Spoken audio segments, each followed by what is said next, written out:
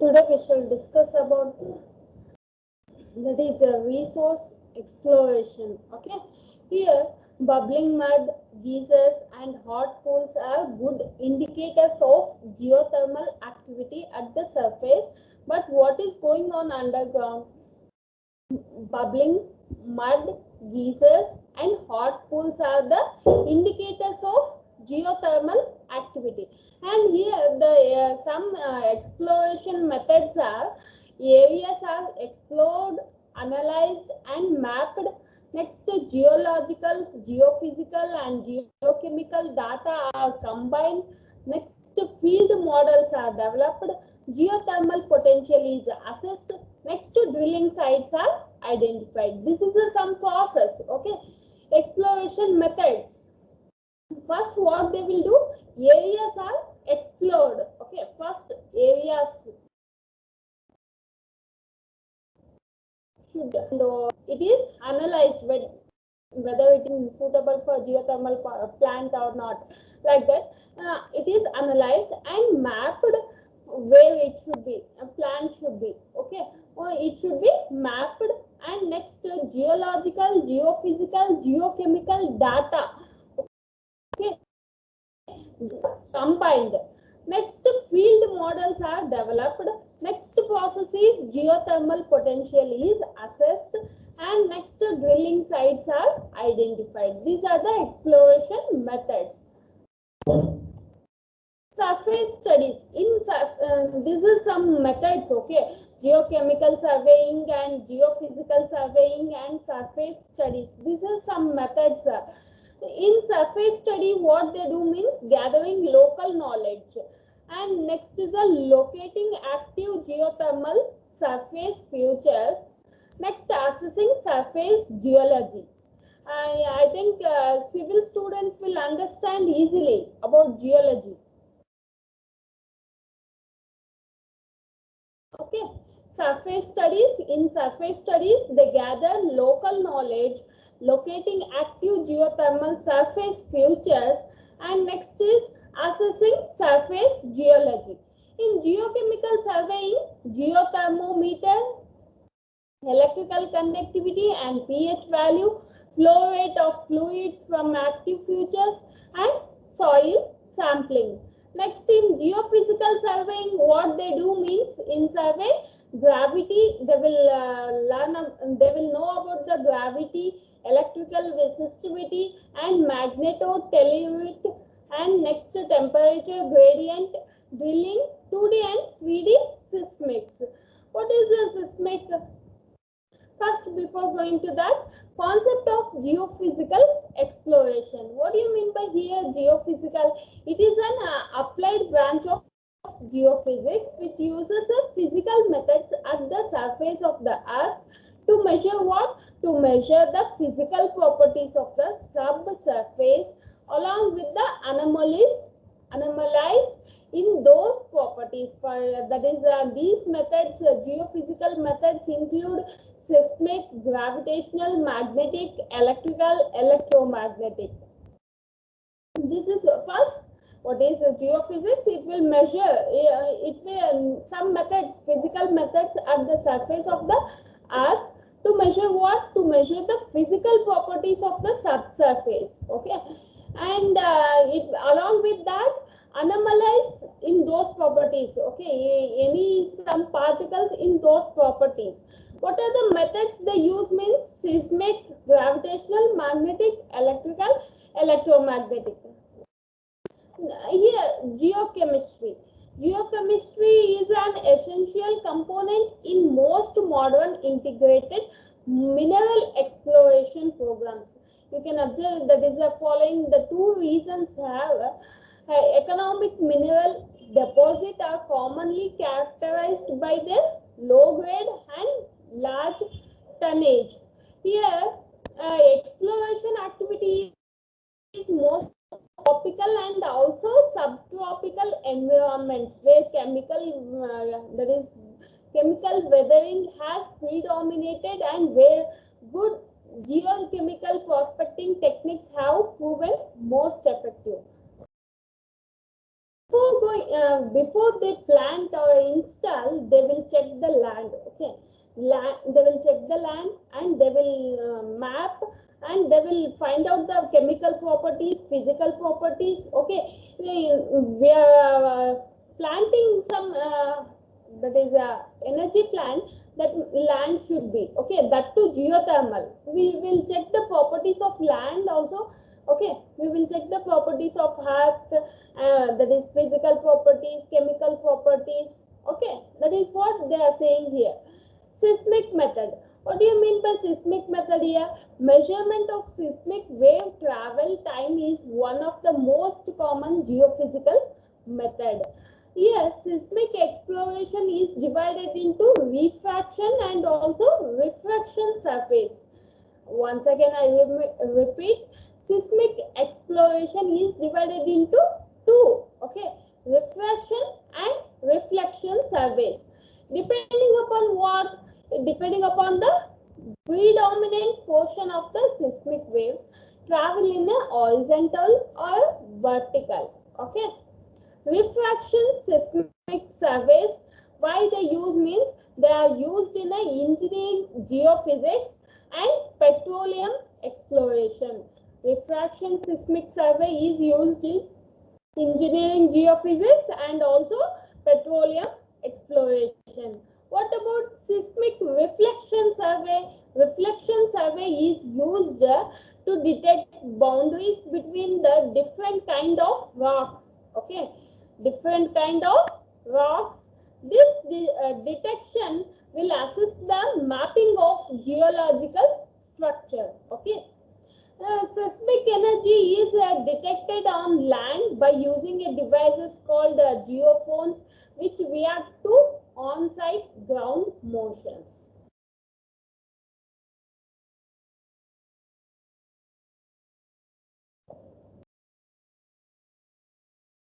Okay, this is just well, I have explained about resource exploration. In according to the textbook, we shall discuss some more points about resource exploration. What they are saying, geothermal exploration involves, that is a broad regions where the heat flow is significantly greater than 1.5 into 10 to the power of minus 6 calories per centimeter square per second. Most this is about the value. Okay, the heat flow value, heat flow is greater. Okay, it is a greater than that one, what they have given, 1.5 into 10 to the power of minus 6 calories per centimeter square per second. Most of these regions with high heat flow are in zones of early volcanic and tectonic activity, and most of them are characterized by hot springs. They are saying that the important considerations here is distribution of hot springs, evaluation of volcano and tectonic setting, and chemical analysis of hot spring fluids. While considering these techniques for identifying potential economic concentration of geothermal energy within that broad regions of high heat flow are not well developed.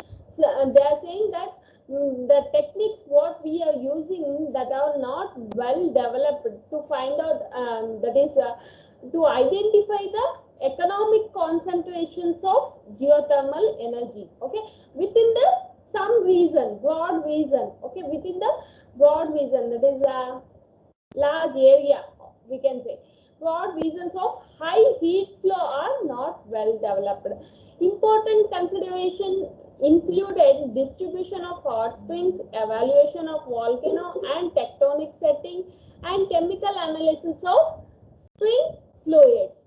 Next is the methods. I have already said the methods that play major role in geothermal exploration techniques are geological, geochemical, electrical, seismic, gravitational, magnetic, and thermal methods. These methods play a major role in geothermal exploration techniques. Once again, I repeat, The methods that play a major role in geothermal exploration techniques are geological, geochemical, electrical, seismic, gravitational, magnetic, and thermal methods. Okay. Geological research problems are concerned with what? Geological research problems are concerned with the determination of age, magnetic type of igneous occurrence related to convective hydrothermal and also permeable rock system, and the relationship of convective hydrothermal system to broad region of elevated heat flow. These are the problems related to what? Geological research. They are still, the process is going on, the development is going on. Okay. Geological study of the surface is done by the, how the geological study they will do? The geological study of the surface is done by the collection and whatever you do analysis or study, you will collect and analysis. Okay, the data, it may be any, whatever you do experiment or any you case study, you will collect the data and you will analyze. Similarly, here also for geological study of the surface is done by the collection and analysis of samples. Okay, collection and analysis of samples. They are saying that with the refinement of aerial photography, what is a geological study has greatly been simplified. That aerial photography means it is the most useful method to detect what? To detect the geothermal sources by means of remote sensing and thermal scanning. Once again I repeat, aerial photography is what? Aerial photography is nothing but it should detect the geothermal sources by means of what? By means of remote sensing and thermal scanning. Okay. They are saying that such photographs are invaluable in the geothermal surveys.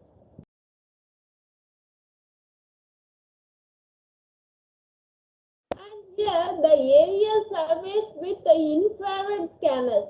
The aerial surveys with the infrared scanners have a great future in the detection of geothermal resources.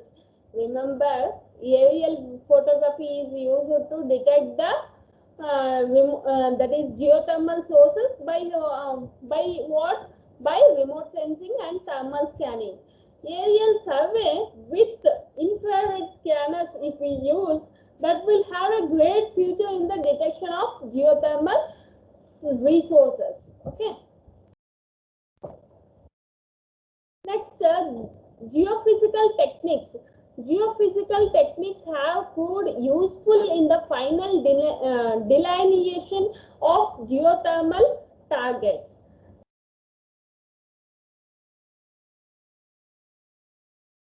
Several techniques that measure electrical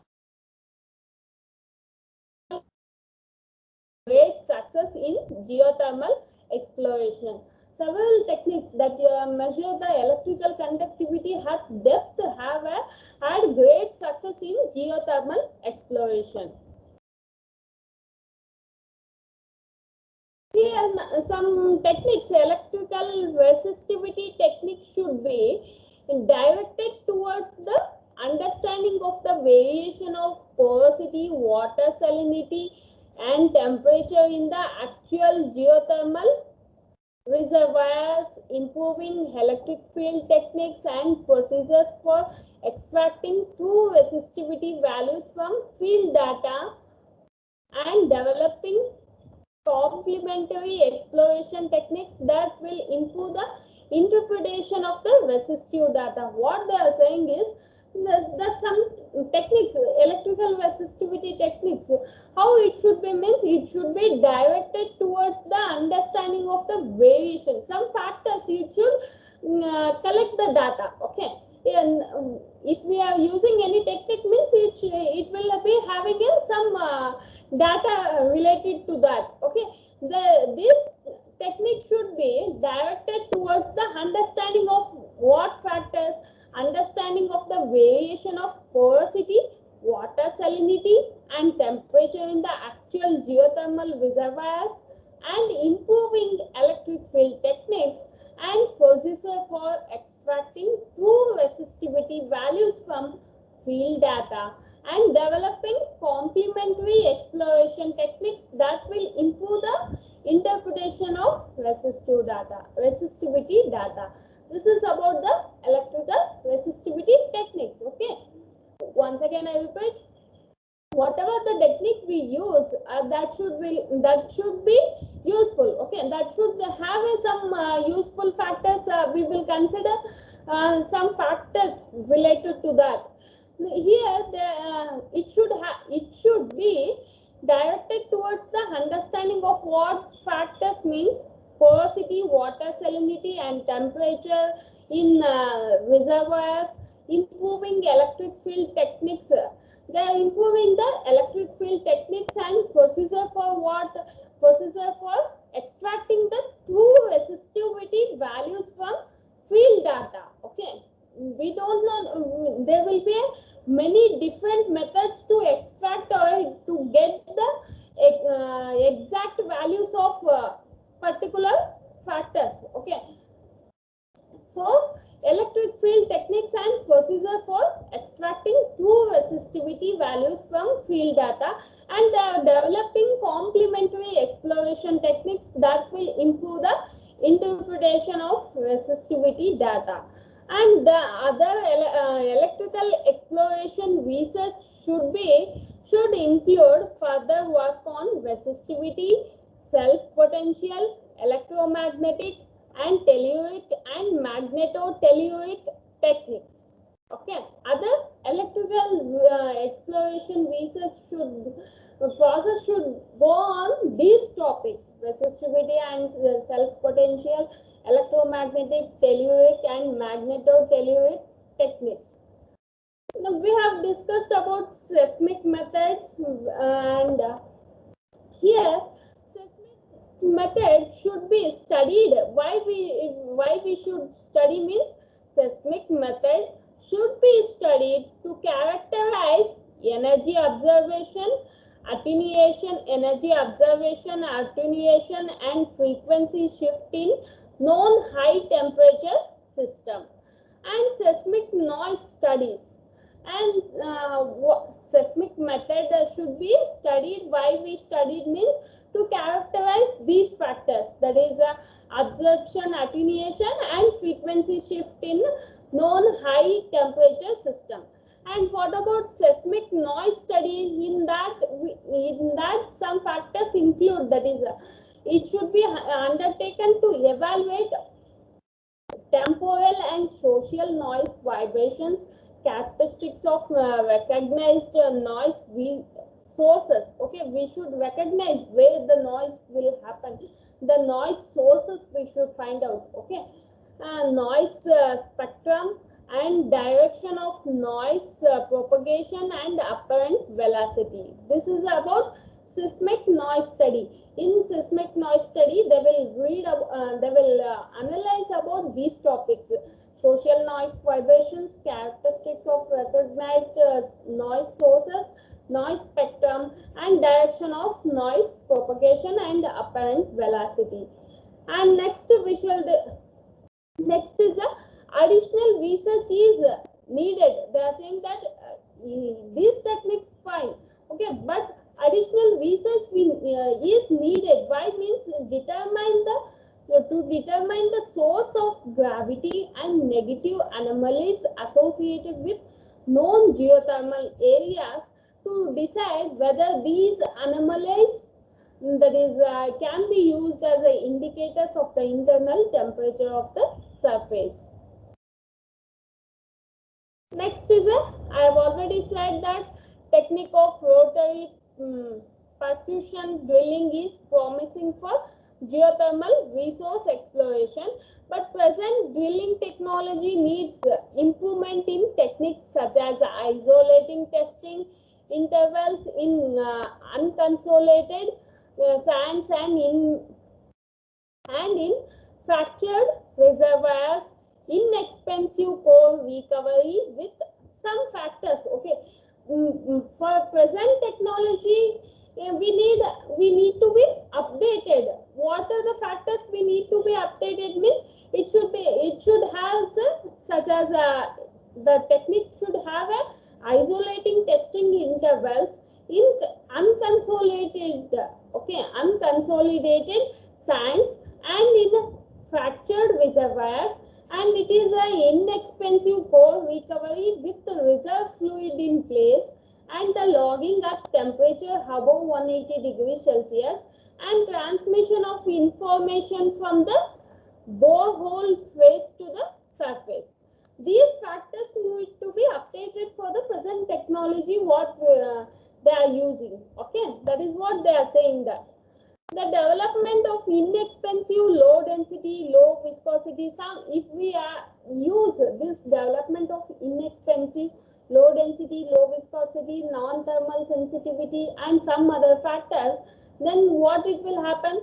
It will lower drilling cost. Cost will be reduced, but it will leave the borehole face in a more nearly undistributed state. Okay. Next, they are saying that hydrological studies are required to understand fully the effect of groundwater movement in a local geothermal gradient.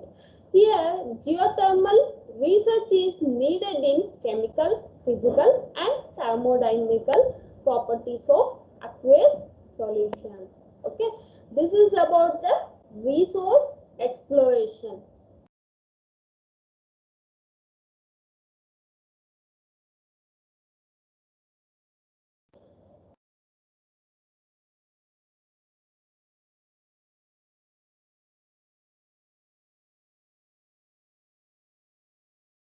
Next is the electrical and mechanical futures.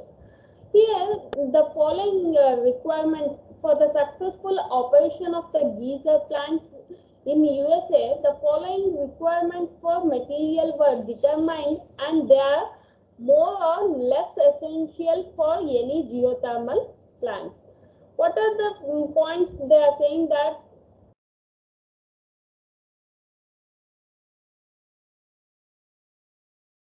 first is no special requirement in the steam path through the pipeline and turbine.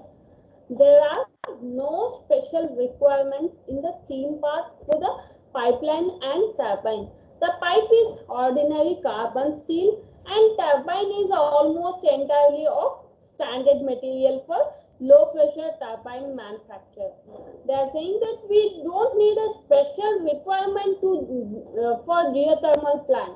Just we need a pipe is ordinary. Okay, it is a ordinary carbon steel.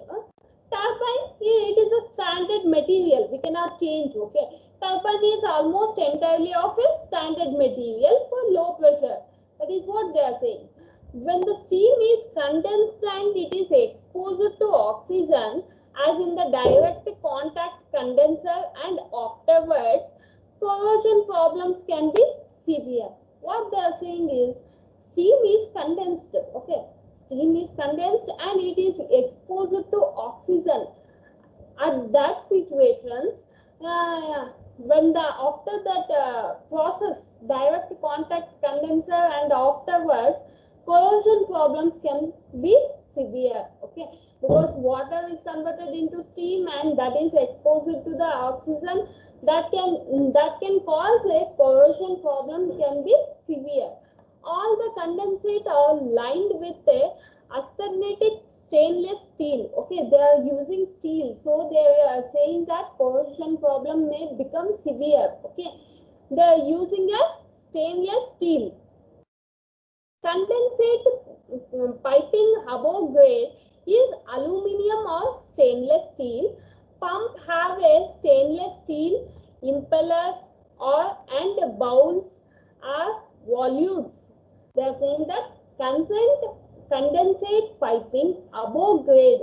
Okay, if you want to update if you want to update that, we can use a aluminum or a stainless steels.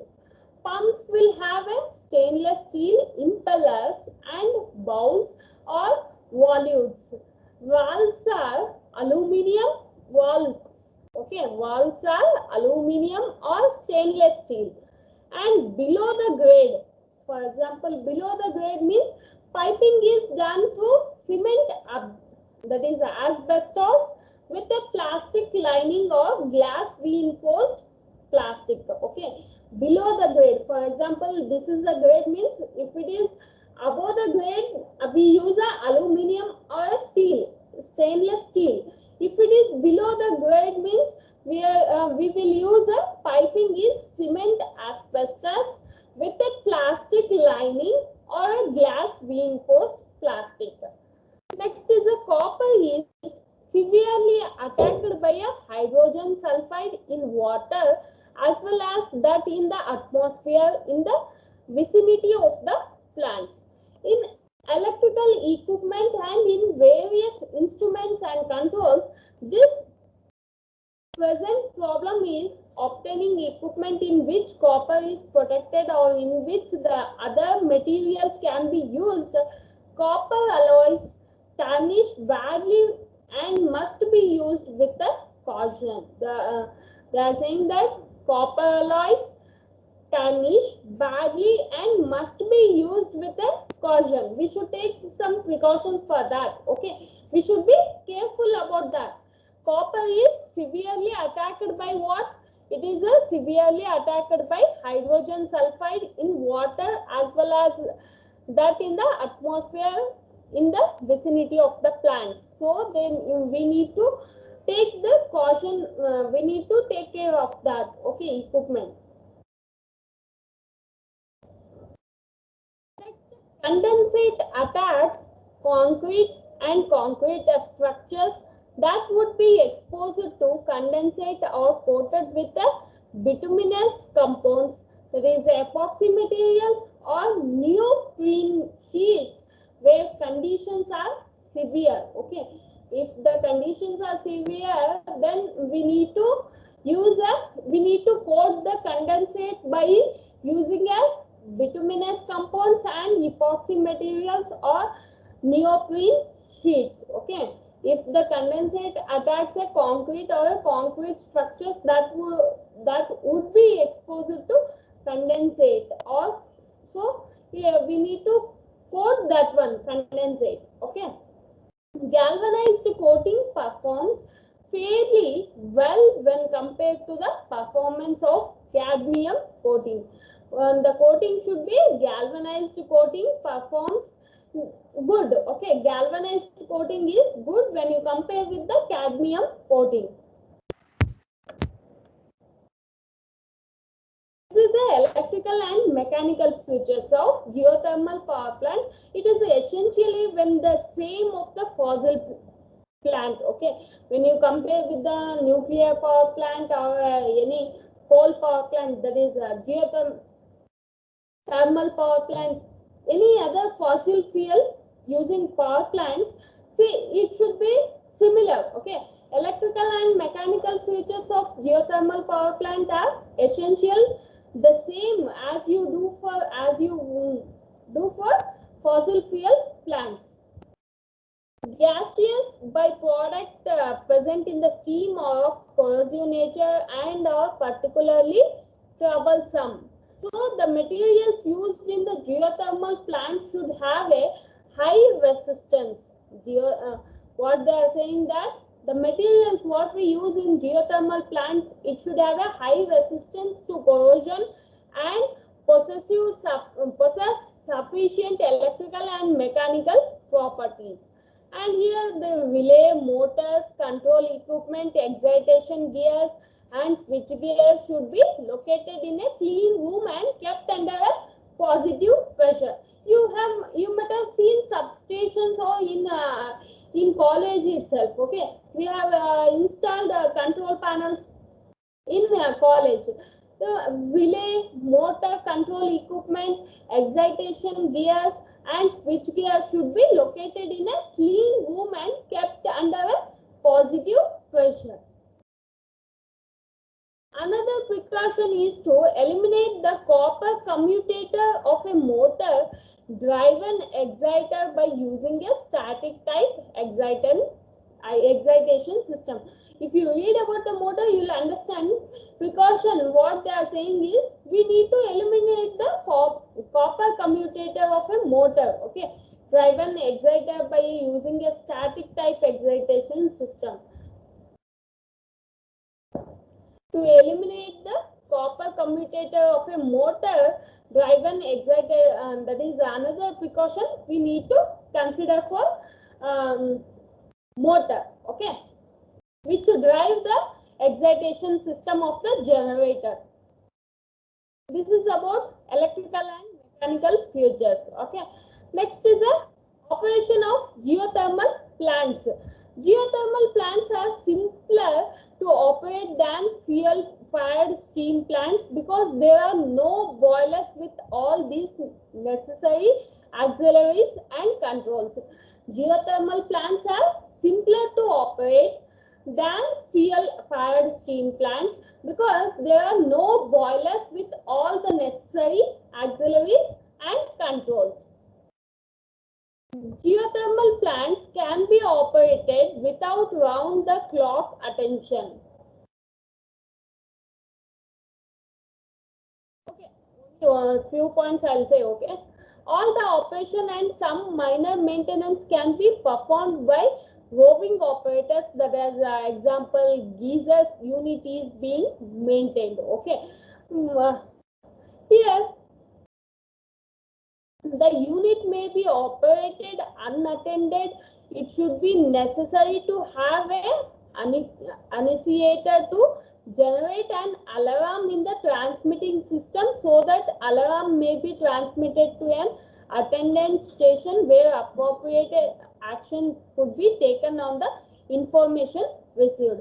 If, for example, if any problem occurs, okay, we need a alarm for that, okay. It should be generated alarm to for transmitting system.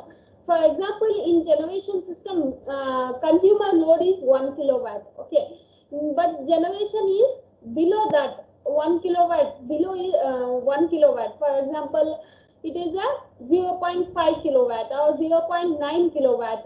That means here we need to give an alarm to the transmission system, okay. Like that, they are saying that since the unit may be operated unattended, it should be necessary to have an annunciator to generate an alarm in the transmitting system, so that if the alarm may be transmitted to an attendant station where he can take any action for that, okay, by seeing that problem he can take any action for that. So where appropriate action could be taken based on the information he received, okay. Unit should be inspected at an interval less than that normally used for fossil units.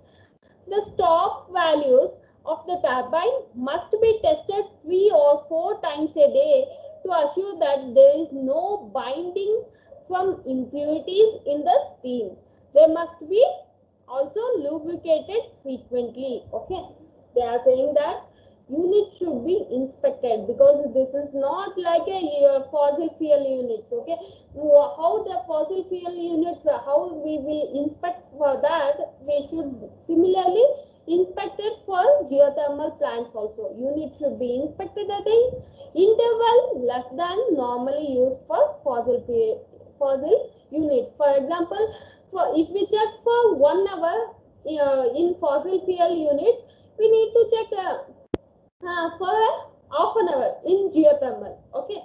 Inspected at an interval less than that normally used for fossil units.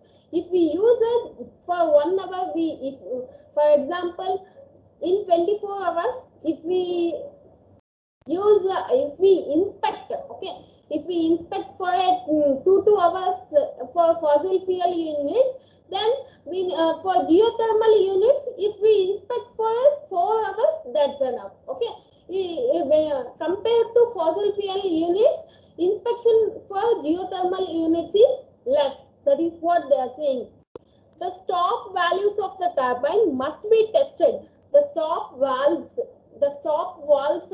turbine must be tested 3 or 4 times a day to assure what? There is no binding from impurities in the steam.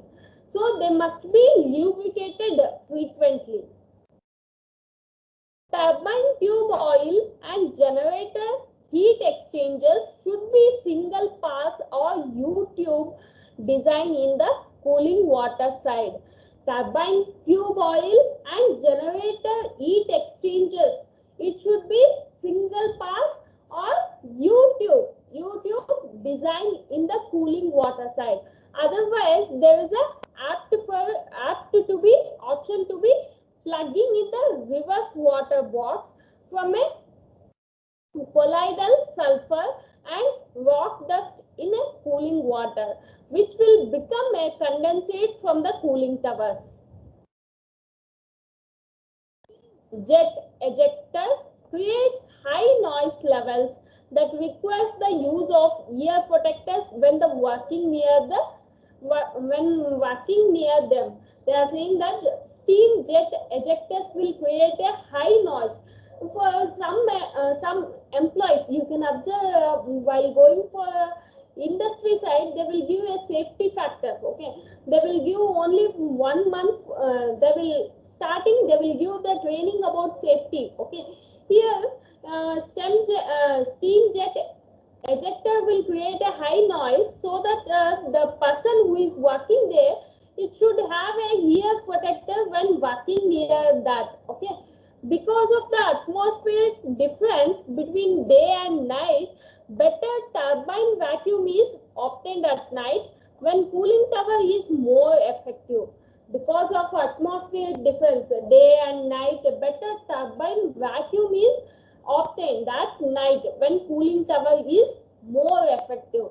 If the weighted generator load work, that is carried during the day, the generator could be overloaded at night unless the unit were provided with a load limited devices. Okay, what they are saying means, if the weighted generator load were carried during the day, the generator could be overloaded at the night unless the unit were provided with a load limited devices.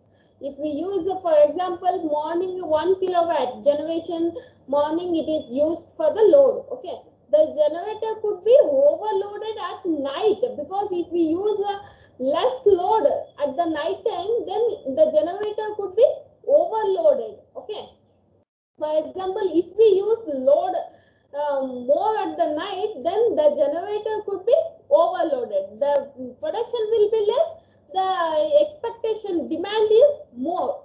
The generator could be overloaded at night unless the unit were provided with load limited devices. Okay, if we use a equal load, equal generation, then it is we should always, in generation system or in a power system, they will balance always generation and the load. Okay, it should not go like this or it should not go like this. Okay, it should be balanced conditions.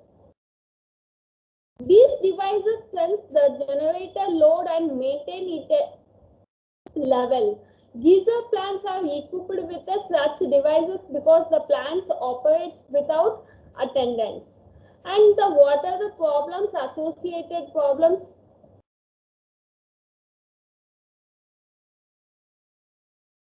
Problems associated with geothermal energy is estimation of power life,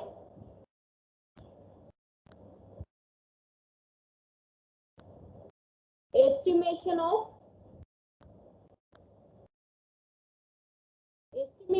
power life of the reservoir, separation of steam from steam water mixture and its transport through pipelines to powerhouses.